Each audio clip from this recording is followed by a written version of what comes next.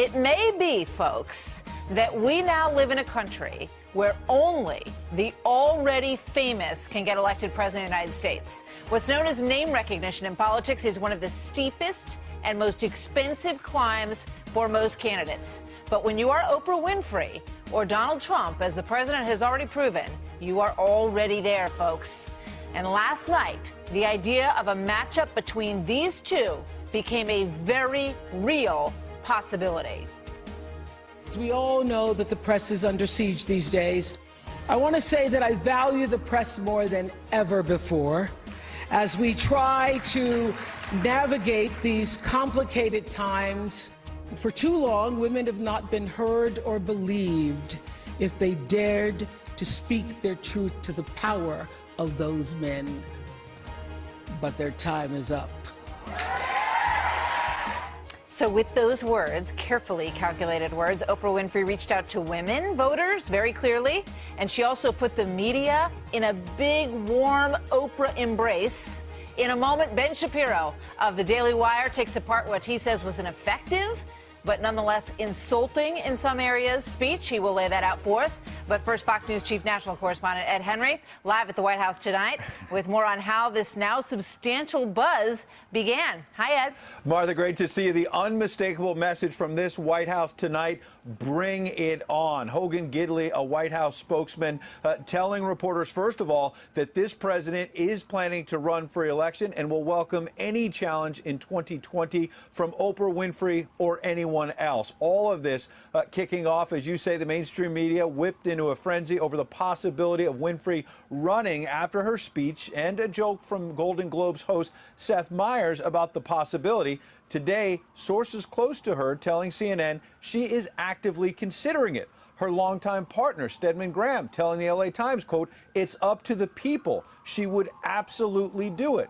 And Hollywood already swooning. Actresses like Reese Witherspoon taking to social media to cheer Winfrey on, tweeting, "I will now officially divide time like this. Everything that happened before at Oprah's speech, everything that will happen after." And NBC, a thorn in the current president's side, appearing to jump on the bandwagon as well with this tweet, eventually deleted, a gif of Winfrey with the text, quote, "Nothing but respect for our future president." NBC clarifying yesterday, a tweet about the Golden Globes and Oprah Winfrey was sent by a third-party agency for NBC Entertainment in real time during the broadcast. It is in reference to a joke made during the monologue and not meant to be a political statement. We have since removed the tweet. What I know for sure is that speaking your truth is the most powerful tool we all have. So I want all the girls watching here and now to know that a new day is on the horizon. I just don't think I really have the inclination to do it. I love what I'm doing. I really like it. Also, it doesn't pay as well. No, it doesn't. But, you know, I just probably wouldn't do it, Oprah. I probably wouldn't, but I do get tired of seeing what's happening with this country. And if it got so bad, I would never want to rule it out totally. Now, Oprah has not ruled it out either, though her pristine image may take a hit if she gets into the ring. Conservative Ben Shapiro quickly dismantled her speech within minutes, tweeting, "There's no such thing as your truth. There is the truth and your opinion." And he also noted that she said nothing about Harvey Weinstein because, as you look, there are these photos now on social media, Winfrey posing with the disgraced Hollywood producer Harvey Weinstein in recent years, raising new questions about why she and others in Hollywood did nothing for so long. By the way, 11 years after that 1988 interview that we showed between Winfrey and Mr. Trump, the president did a 1999 interview with Larry King in which he declared that if he ran for president, his #1 choice for vice president would be Oprah Winfrey. He said she was a, quote, "terrific woman and very special." Martha? Very special. We're going to show that in just a second. Ed, thank you very much. Good to see you. Here now, the aforementioned Ben Shapiro, editor-in-chief of the Daily Wire, who wrote today's 5 reasons why Oprah would win and 5 reasons why she could lose. Ben, good evening. Good to see you as always. You know, we thought that a matchup between Hillary Clinton and Donald Trump was going to be fascinating, and indeed it was. But this could be a whole new level. No question. I mean, Oprah Winfrey is the most well-known person probably on planet Earth outside of President Trump. So you'd have two of the most high-profile people in American history battling it out. She obviously is another self-made billionaire. She has cultivated particularly female audiences for the last 30 years. She's a television star. She has a really great personal story. On the other hand, she is a conspiracy theorist. She is on the far left.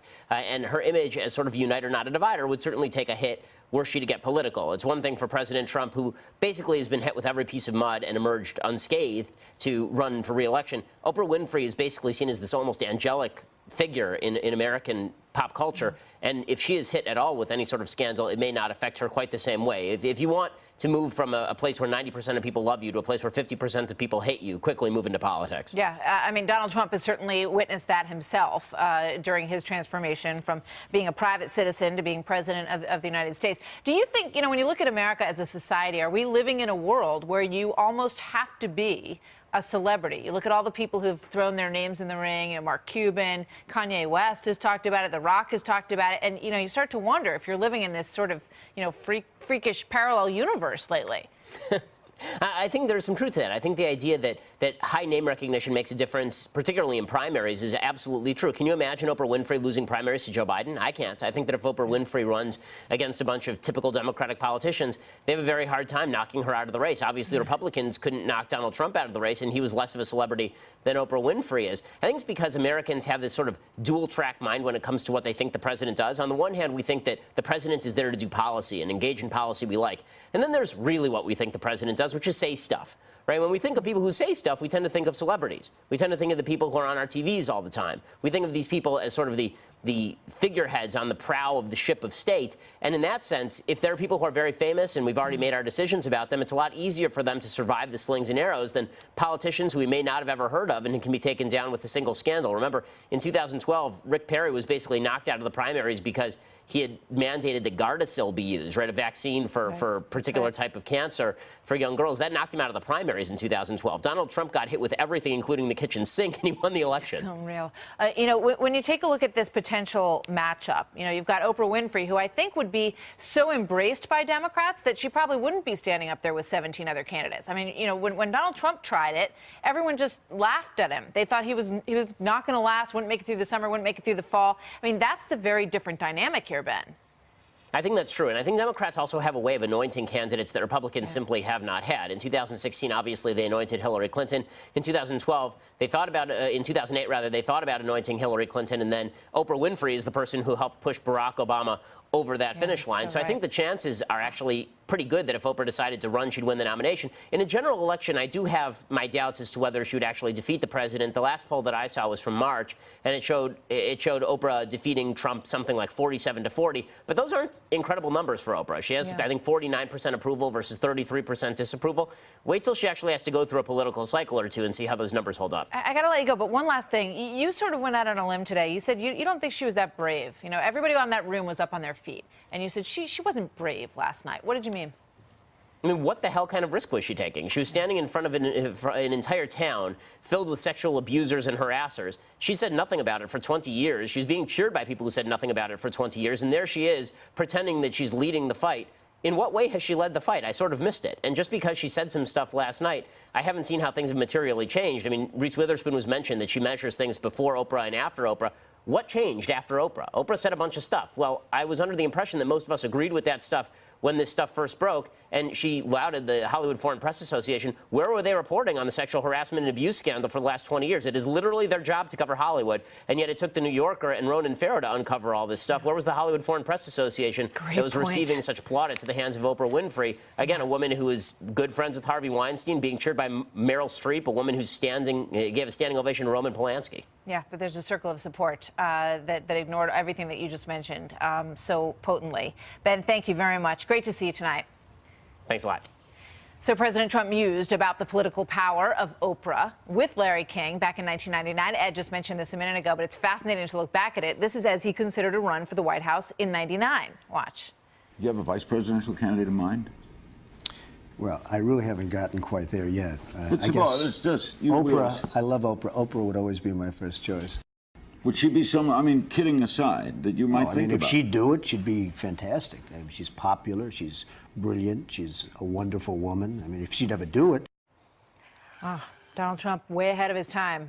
With that comment, perhaps, let's bring in Karl Rove, former Deputy Chief of Staff to President George W. Bush and a Fox News contributor, Charles Hurt, Washington Times columnist and Fox News contributor, and Democratic strategist Robert Zimmerman on the set here with me. You know, Karl, you look back to that moment, and it's sort of, you know, the funny idea of these celebrities running for political office.